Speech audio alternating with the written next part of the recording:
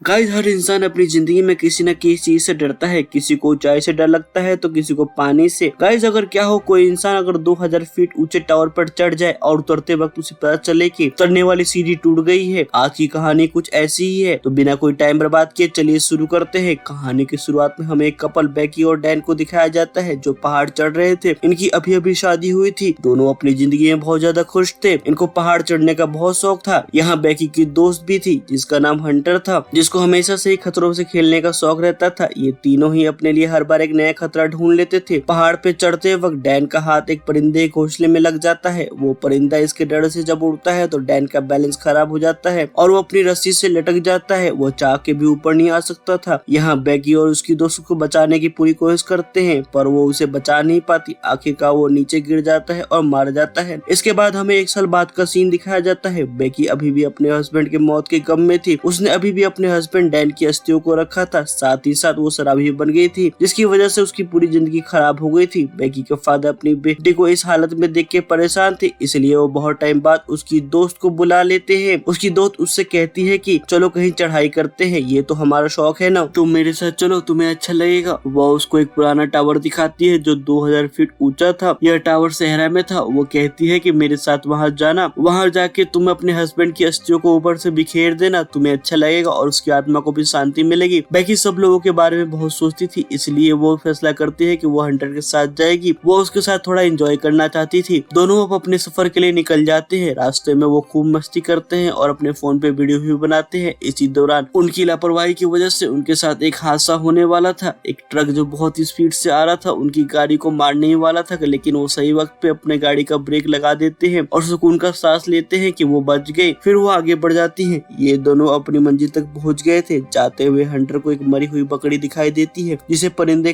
खा रहे थे। अब वो सभी परिंदों को उड़ाती है और उस बकरी की एक तस्वीर लेके इंस्टाग्राम पे पोस्ट कर देती है। जिसके बाद वो टावर तक पहुंच जाते हैं। यहाँ पर भी वो वीडियो बनाते हैं और सब कुछ रिकॉर्ड कर रहे थे। पहले तो टावर की ऊंचाई देख के बेकी को बहुत डर लगता है पर हंटी कहती है कम ऑन यार, डरो नहीं, हम कर लेंगे। वो अपने आप को एक रस्सी से बांध लेती है और फिर बेकी को भी बांध देती है। फिर ये दोनों ऊपर चढ़ने लगते हैं पर बेकी ऊपर चढ़ते हुए महसूस करती है पुराने जंग लगे हुए टावर और सीढ़ी की आवाज। ऊपर चढ़ते हुए बेकी को डर लग रहा था पर वो ऊपर चढ़ती जा रही थी। काफी ऊपर चढ़ने के बाद हंटर बताती है कि हम आधा टावर चढ़ चुके हैं, यानी 1000 फीट। यहाँ पे बहुत तेज हवा चल रही थी क्योंकि ऊंचाई बहुत ज्यादा थी। इन्होंने एक सीढ़ी को पकड़ रखा था। हंटर कहती है कि बस थोड़ी दूर और, जल्दी हम अपनी मंजिल पे पहुंच जाएंगे। जब बेकी नीचे देखती है तो ऊंचाई को देख के वो डर जाती है। इस बात पे हंटर सीढ़ी हिला के उसके साथ मजाक करती है तो वो बहुत ज्यादा डर जाती है। मगर अब आहिस्ता आहिस्ता ये दोनों टावर की ऊंचाई तक पहुंच गए थे। लेकिन इसी दौरान टावर की सीढ़ी का एक पेच निकल जाता है जो इन्हें पता नहीं लगता। ये तो अपनी खुशी मनाने में लगी हुई थी। हंटर अपना ड्रोन कैमरा निकालती है और सब कुछ रिकॉर्ड करती है। बेकी भी उसकी दोस्त के साथ खुश थी पर हंटर यहाँ नहीं रुकती। वो टावर से लग जाती है और उसको अपनी तस्वीर बनाने को कहती है। साथ ही साथ वो बेकी को भी ऐसा करने को कहती है। बेकी को तो डर लग रहा था पर वो अपने डर को काबू करती है और हंटर की बात मान लेती है और वो भी लटक जाती है और हंटर उसकी तस्वीर बनाती है। जिसके बाद हंटर उसके गले लगा लेती है। यहाँ पर बेकी अपने हस्बैंड की अस्थियों को हवा में उड़ा देती है। अब इसको कुछ सुकून आता है। दोनों वापिस जाने का फैसला करते हैं। ये दोनों अपना सामान पैक करती हैं। जैसे ही अपना बैग उठा के नीचे उतरने लगती हैं वैसे ही टावर की जंग लगी सीढ़ी टूट जाती है। बेकी हवा में ही लटक जाती है पर हंटर उसे किसी न किसी तरह से ऊपर खींच लेती है। पर हंटर का बैग नीचे टावर के एंटीने पे लटक गया था जिसमें इनका ड्रोन कैमरा और खाने पीने का सामान था। वो दोनों घबराने लगती है। वो अपना फोन चेक करते हैं पर ऊपर ऊंचाई पे होने के कारण उसमें सिग्नल नहीं आ रहा था। तभी उनको टावर पे एक फ्लेयर गन और दूरबीन मिलता है। हंटर कहती है कि अभी इसका क्या फायदा, हम इसे चलाएंगे भी तो हमें कौन देखेगा। थोड़ी देर बाद बेकी घबरा जाती है। वो देखती है कि उसके पैर पे चोट लगी है। हंटर उसके पैर पे पट्टी बांधती है। अब ये दोनों करती भी तो क्या करती, वहीं बैठ के अपनी कुछ वीडियो बनाती है। कुछ घंटे बाद हंटर दूरबीन से देखती है कि एक गाड़ी खड़ी है।